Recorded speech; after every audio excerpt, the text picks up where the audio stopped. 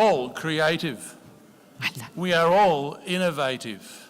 Can you please join with me in thanking Rhonda Taha for her inspiring presentation on the importance of creating a culture of innovation. Thank you, Rhonda. Hello. So on to the next inspiring speaker. To get success, we need to pass through failures. Let us welcome your host, who's been up here earlier today, who is a best-selling author and a global conference speaker on executive presence. Rohit Bassi, also known as ROI. Welcome him back on the stage. He's going to share his phenomenal view on celebrating failure and thus accelerating growth. Please join me in welcoming Rohit Bassi. Hands up. Okay? So literally everyone. And when you look at children, and especially when I used to look at my nephew and niece, now they're entering into their teenage life, they cannot distinguish between failure and success. I remember some incidences with me where my nephew and my niece, they looked up at me and they said, "Uncle, why do people get upset? Why do they get upset when they're not able to do something?" I looked at them and I said, "It's because they feel failure." So they look at me and they say, "Failure?" And this was when they were young. They were not conditioned or programmed into thinking about failure. And they said, "What does that mean?"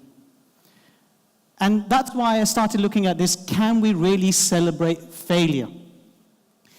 The truth is, everyone in this room, everyone across the globe, doesn't matter who it is always, everyone is looking for success. Let's take an extreme example. Serial killer. He or she would be looking for their success in what they're doing. Let's take another example where you've got someone who's doing charitable work. They want success in that so they can assist and help people.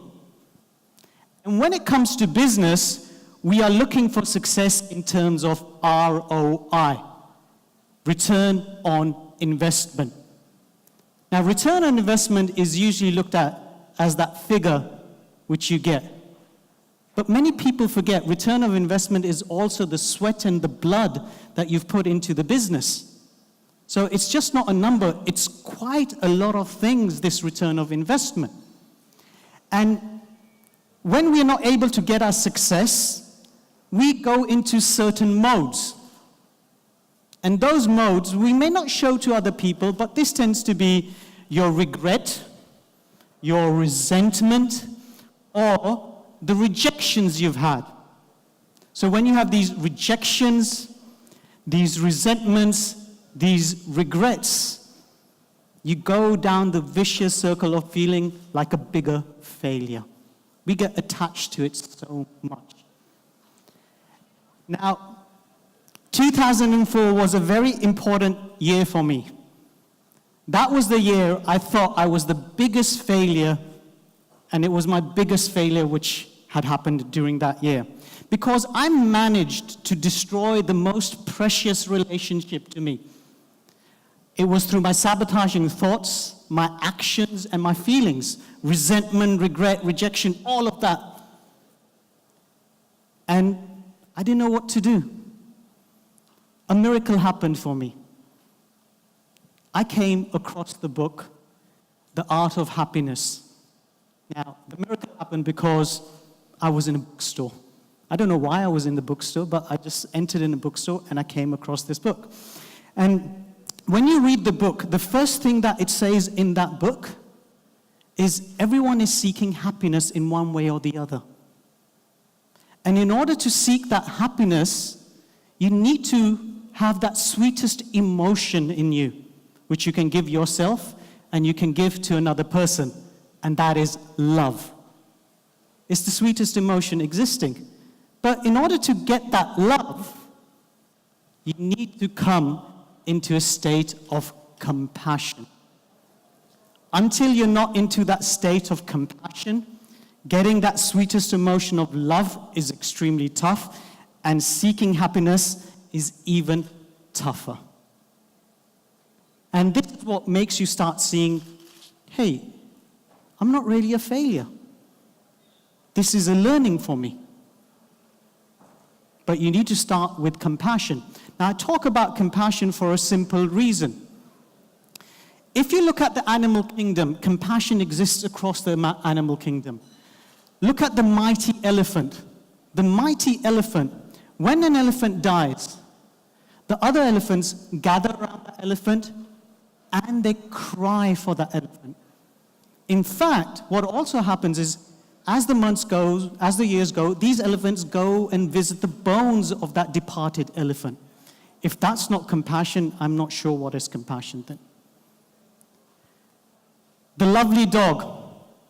So back in the UK, I used to have a beautiful dog. His name was Dodgy.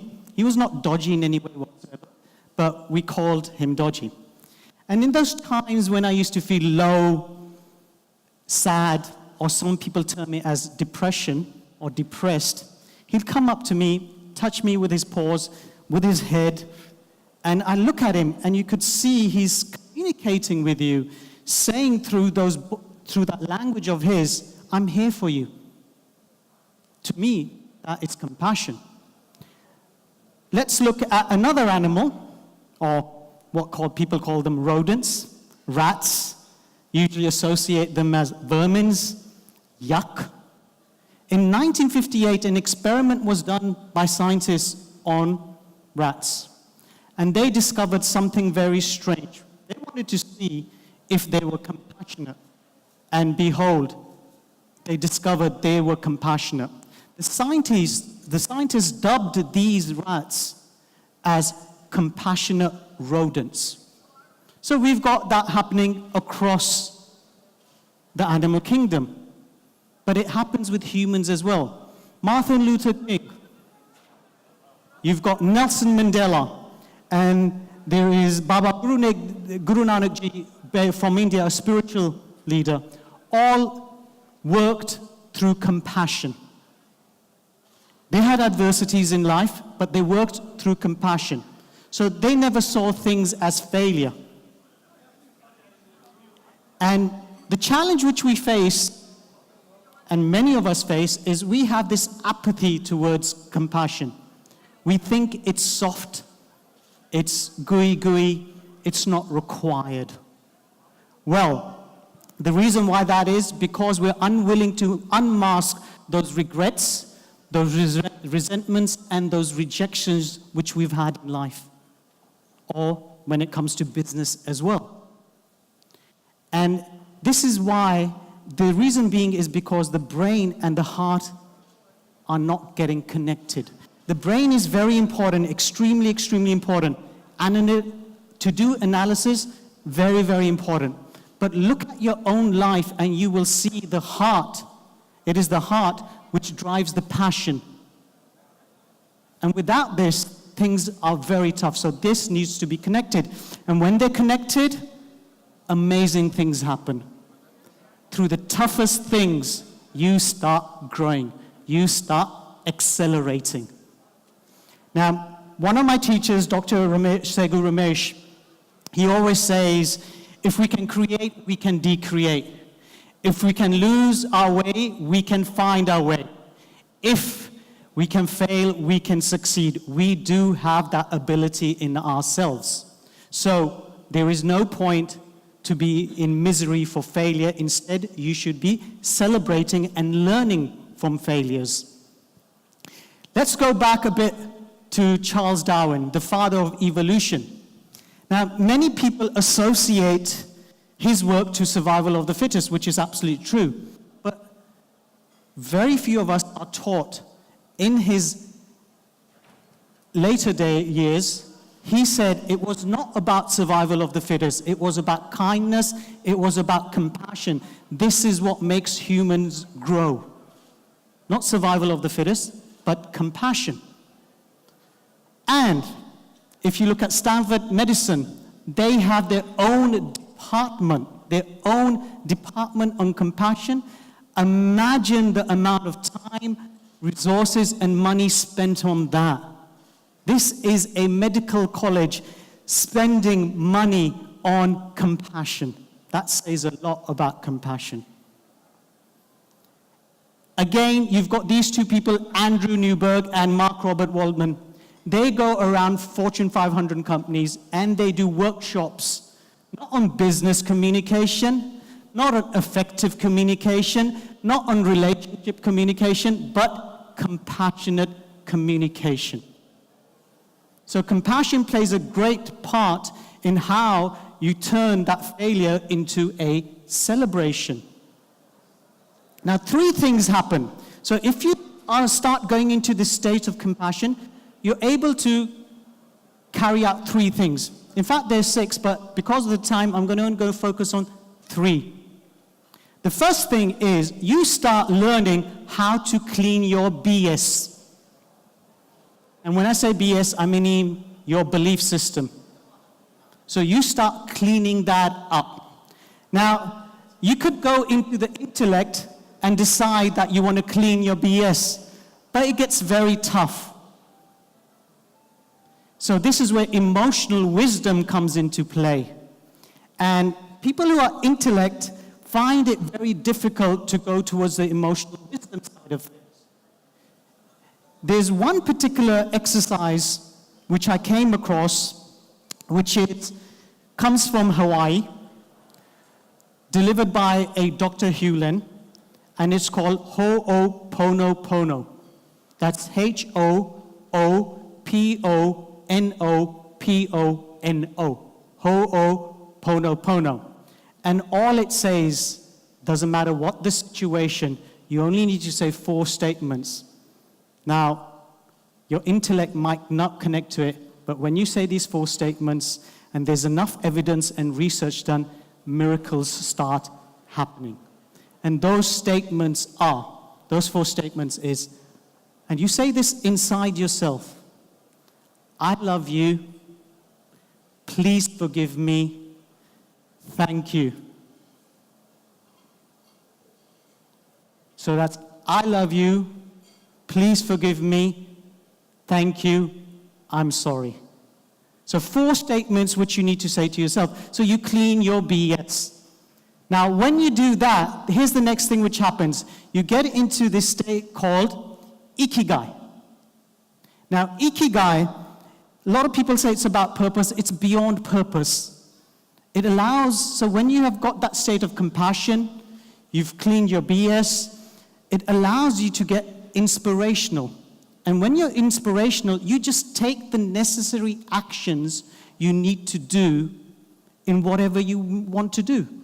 So you get into a state of Ikigai. It's more than purpose. You find out what is really important to you. And finally, the third thing which you start realizing is row your boat.